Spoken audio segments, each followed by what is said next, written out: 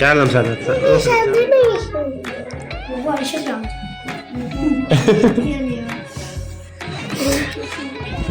Deməli, belə bir sualımız var. Əvvəl, bir dəqiqə, əvvəl nə idi, sonra nə oldu?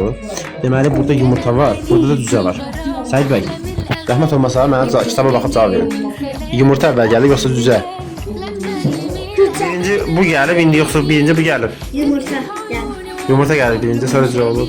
Bəs cüzə olmasa yumurta olmur. Hüseyin müəllimdir, Hüseyin müəllimdəndir.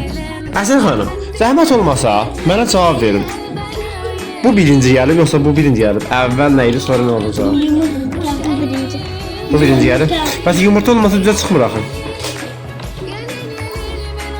Ağlı da. Yunus bəy. Sənə verə Yunus bəy. Yunus bəy. Daha Yunus bəy, Yunus bəydən bax. Oy canım. Çox yaraşır bu uşaq. Yunus bəy. Birinci bu gəlib, yoxsa bu gəlib? Mən deyirəm bu gəlib. Yumurtadan düzə çıxır. Bəs yumurta da düzədən ona gəlmir. Bu güzel yani bu arada toyun yumurta koyuyor hem de böyle koyuyor. Onun çiçeğin kardeşi. Necə? Onun çiçeğin kardeşi. Sağ ol annem, sağ ol annem. O bir şey baxa bilər. Yunus, sağ.